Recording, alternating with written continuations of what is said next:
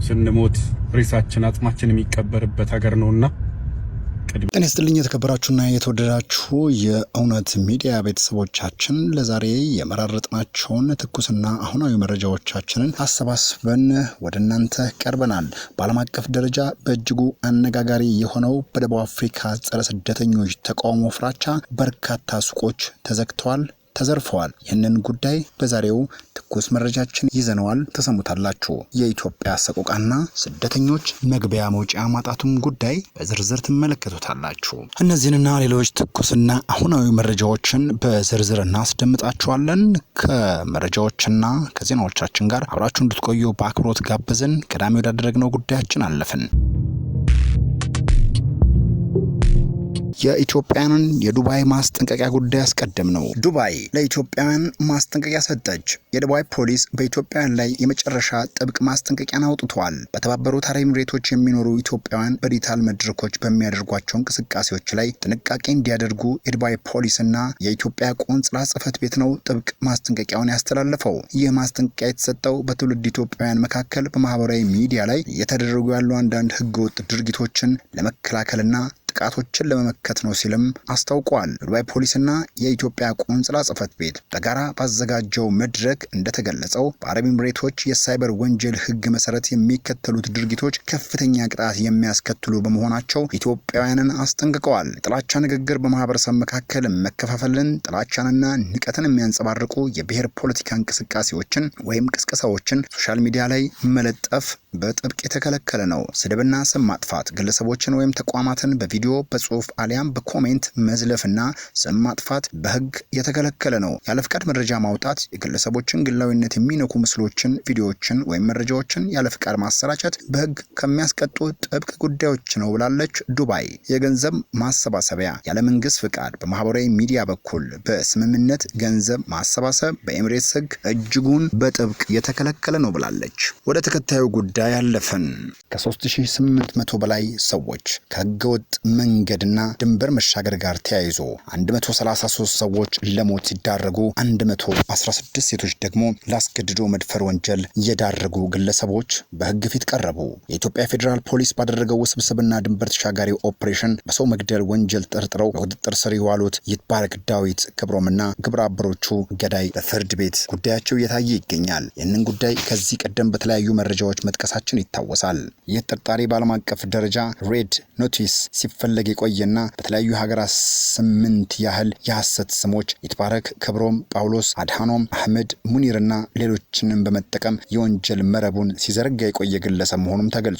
የኢትዮጵያ ፌዴራል ፖሊስ ከምስራቅ አፍሪካ ቀጠና የህግ ወጥ ሰዎች ዝውውር መከላከያ ድርጅት ጋር በመተባበር ባከናወነው የምርመራ ሂደት በሀገር ውስጥና በተለያዩ የአውሮፓና የአፍሪካ ሀገራት የሚገኙ ከ100 በላይ ምስክሮችን ቃል መቀበሉና ምርመራውን አጠናቆ ለአቃቤ ህግ ማቅረቡ ይታወሳል። አቃቢ ህገወጥ አዘዋዋሪ ቡድኑ ከ2010 ዓ.ም ጀምሮ በርካታ ወጣቶችን ከኢትዮጵያ፣ ከሱዳን፣ ከኤርትራ፣ ከጅቡቲ፣ ከኬንያና ከሶማሊያ በመመልመል ወደ ሊቢያ በመውሰድ ሊቢያ ውስጥ በሚገኙ 5 የሰዎች ማከማቻ መጋዘኖች ውስጥ ዜጎችን በማገት የተለያየ መጠን ያለው ገንዘብ ከቤተሰቦቻቸው በማስላክ ገንዘብ ያስከፈሉትን በቀን አንድ ጊዜ ብቻ በትንሹ ምግብ እንዲመገቡ በማድረግ በጎማ በዱላና በኤሌክትሪክ ገመድ በሰንሰለት እጅና እግራቸውን አስረው በመግረፍና በማስገረፍ የውሃ ማሸጊያ ፕላስቲክ አቃጥለው ሰውነታቸው ላይ በማንጠባጠብ ከፍተኛ ስቃይ በማድረስ ኢሰብአዊ ድርጊት በመፈጸም በርካታ ሰዎች ህይወታቸው እንዲያልፍ፣ የአካል ጉዳት እንዲደርስባቸው፣ ሴቶች እንዲደፈሩና ከፍተኛ አካላዊና ስነልቦናዊ ጉዳት እንዲደርስባቸው በወንጀል የተገኘን ገንዘብ ህጋዊ በማስመሰል ሰው በመነገድ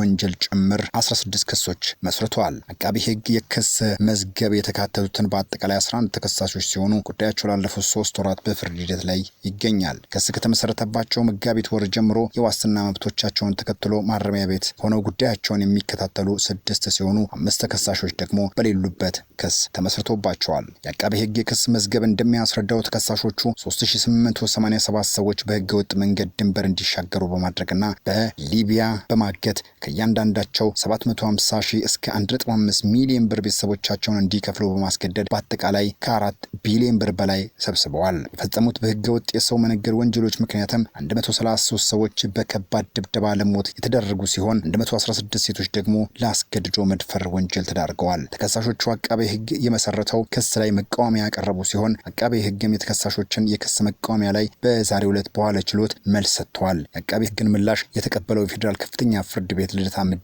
3ኛ ልዩ ወንጀል ችሎት በክስ መቃወሚያ ላይ ብይን ለመስጠት ለሐምሌ 10 ቀን 2018 ዓ.ም ቀጠሮ መስጠቱን ከፌዴራል አቃቤ ሕግ የተገኘው መረጃ ያሳያል።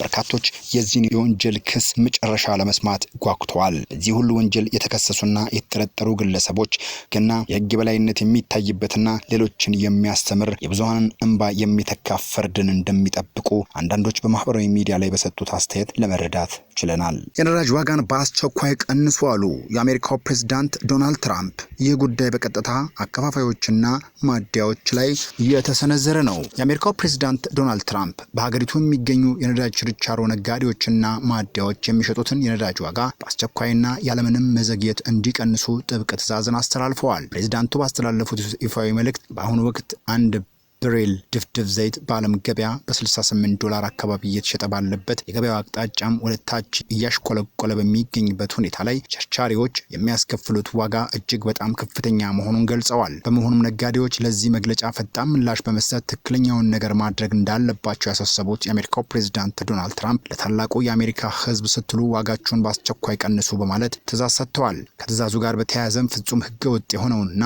ሕዝብን በዋጋ ጭማሪ መበዝበዝ የሚባለውን አሰራር እንደማይታገሱትና ቸርቻሪዎችን ይህንን ትዕዛዝ ካልፈጸሙ ወደፊት ትልቅና ከባድ ችግር እንደሚጠብቃቸው አስጠንቅቀዋል። ፕሬዝዳንት ትራምፕ በሀገሪቱ የአንድን ጋሎን ነዳጅ ዋጋ $2 ከ50 ሳንቲም አካባቢ ኢላማ በማድረግ እንዲቀነስ የጠየቁ ሲሆን ይህም የዜጎችን ኑሮ ውድነት በከፍተኛ ደረጃ ያቃልለዋል ተብሎ ተስፋ ጥሎበታል። በተያያዘም ፕሬዝዳንቱ በከፍተኛ ታክስ ምክንያት የነዳጅ ዋጋ ሰማይ በነካባት የካሊፎርኒያ ግዛት ላይ ያላቸውን ከባድ ቅሬታ መሰንዘራቸውን መሰረታዊ ጉዳይና በማህበራዊ ሚዲያ ከሚንሸራሸሩ ትኩስ መረጃዎች አንዱ ነው። ሌላው በደቡብ አፍሪካ ጸረ ስደተኞች ተቃውሞ ፍራቻ ዛሬ ጁን 30 ቀኑ ማብቃቱን ተከትሎ በርካቶች መውጫ መግቢያን አጥተዋል። ሀገሪቱን ለቃችሁ ውጡልን ያሉ ደቡብ አፍሪካውያን የስደተኞችን የጭንቅ ቀን አምጥተዋል። ፕሬዝዳንት ሲሪል ራማፎሳ ማስፈራራትና ዛቻ ላይ ለመሳተፍ ያቀዱ ሰዎች እቅዳቸውን ተግባራዊ እንዳያደርጉ ያሳሰቡ ሲሆን ጸረ ኢሚግሬሽን ሰልፎች ወደ ሁከት ሊቀየሩ ይችላሉ በሚል ፍራቻ